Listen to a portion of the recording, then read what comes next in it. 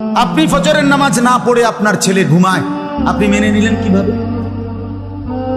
আপনার মেয়ে 14 বছরের যুবতী সুন্দরী মেয়েটা এতটা টাইট কাপড় পরে, 8-7 কাপড় পরে, এতগুলো পাউডার সুনু ফেয়ার এন্ড লাভলি লাগাইয়া এ বুড়ি বাইরে যায়, আমনে মা তাকাইয়া রইছেন, আমনে যে মাতেন না যে জি কারে দেখাইতে যাও?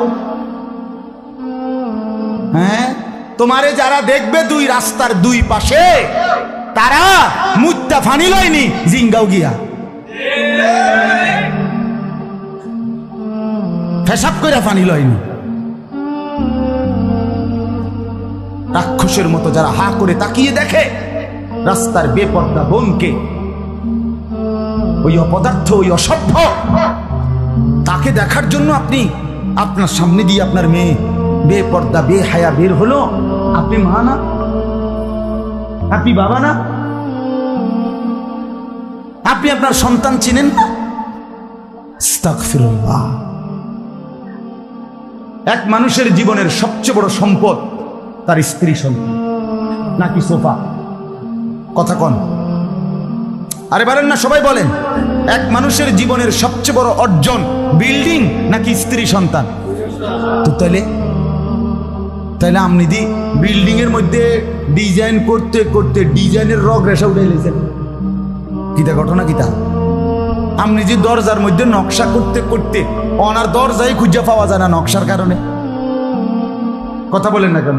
সোফার মধ্যে নকশা করতে করতে আপনি দিটার মধ্যে কত জাতের নকশা করলেন, আপনি সোফার কত নকশা করলেন, আপনি ঘরের কত নকশা করলেন, কত রঙে সাজাইলেন, কত কালারের রং দিয়া বিল্ডিং সাজাইলেন। তো আপনার স্ত্রীর জীবন সাজাবেন না? আপনার মেয়ের জীবন সাজাবেন না? আপনার ছেলের জীবন সাজাবেন না? এরা কি ফালতু জিনিস? এরা কি ফেলে দেওয়ার জিনিস যে তোরটা তুই ঠিক কর? বেডিরে কইছেন আমনেরটা তোমারটা তুমি ঠিক করো, আমারটা আমি ঠিক করি। ছেলেরে বলছো বাপ তুই তোর হমান্য ফুলাইনের লগে তুই তোর মতো ঠিক কর, মেয়েরে বলছে তুই তোর হমান্য মাইয়াগর লগে তোর যেটা মনে করে এটা কর। তো এটা নিয়ে কথা ছিল, এটা তো কথা ছিল। আমার বাবা তো আমার মনে আছে আলহামদুলিল্লাহ আমার টুপির দিকেও নজর রাখছে, আমার পাঞ্জাবির দিকেও নজর রাখছে, আমার লুঙ্গির দিকেও নজর রাখছে। আমার মা বারান্দায় বসাটা পর্যন্ত দেখছে, বসছি যেভাবে মা বলছে ঘুরে বসো, আমার মা এইভাবে নজর রাখছে। আমার বড় ভাই একটা পাঞ্জাবি জীবনে একবার, আমি রঙিন এমব্রয়ডারি করা পাঞ্জাবি আমার জীবনে একবার গায়ে দিছিলাম কিন্না ছাত্র জীবনে। আমার ভাই প্রথম দেখেই ডাক দিয়া ইনা টাইনা সিরা টুকরা টুকরা করে ফেলাই দিছে।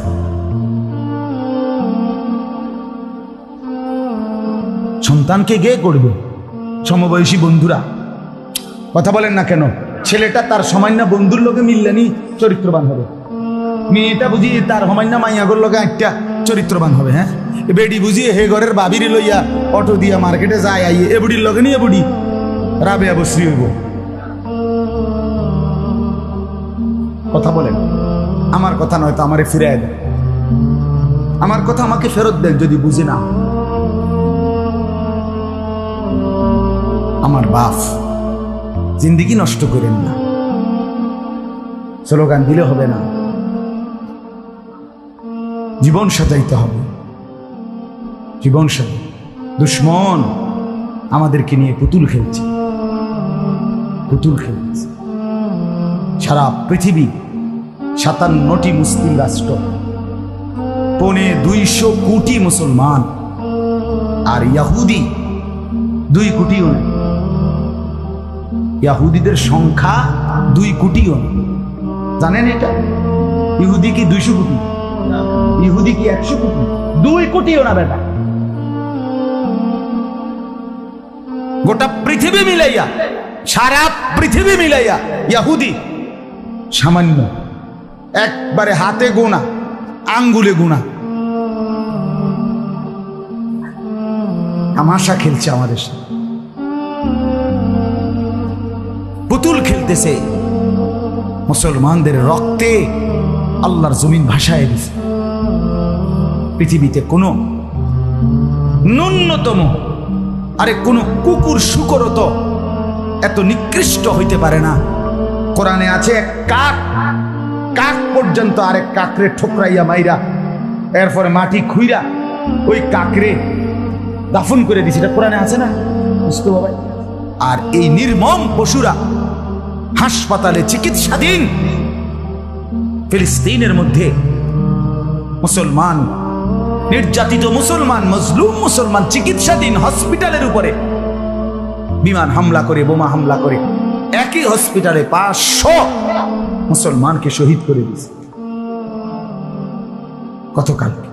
আপনি বলেন নির্মমতার কতটা নিচে নেমে গেছে, পাষণ্ডতার কতটা সীমা ছাড়াই গেছে। যুবক বন্ধু, কার মতো চুল বানাইলা? হ্যাঁ, কার মতো? খোঁজ নাও, আজকে খোঁজ নাও। আমি চ্যালেঞ্জ করলাম, এই চুল ইহুদিদের চুল। আমি বললাম এই চুল ইহুদিদের চুল। পৃথিবীর সমস্ত দুষ্টামি, পৃথিবীর সমস্ত অসৎ কাজ, পৃথিবীর সমস্ত দুর্বিসন্ধি, পৃথিবীর সমস্ত গ্যাঞ্জাম, পৃথিবীর সমস্ত মারামারি, আন্তর্জাতিক বিশ্বের সমস্ত অস্থিরতা, এই সবটা এই বেঈমান ইহুদিদের তৈরি। এমন কোনো অন্যায় নাই, এমন কোনো অপরাধ নাই এটা হেরা করে না। সমস্ত দুষ্ট বুদ্ধির হেড অফিস, হেডকোয়ার্টার ইহুদিদের মাঠে। শয়তানির সমস্ত হেড অফিস। বিশ্বাস করেন ভাইয়া, আপনি ইতিহাস, আপনি ইতিহাস নেটে সার্চ দিয়ে পড়েন, ইহুদি জাতির ইতিহাস ওই নেটে পড়েন, আপনি পড়েন দেখবেন, পড়বেন তারা কারবারটা কি। এই কোরআন আমি পড়ছি, এই আয়াতের তর্জমা বলবো এখন। এই কোরআনুল কারীমের মধ্যে আদম আলাইহিস সালাম থেকে নিয়ে ঈসা নবী, আমাদের নবীর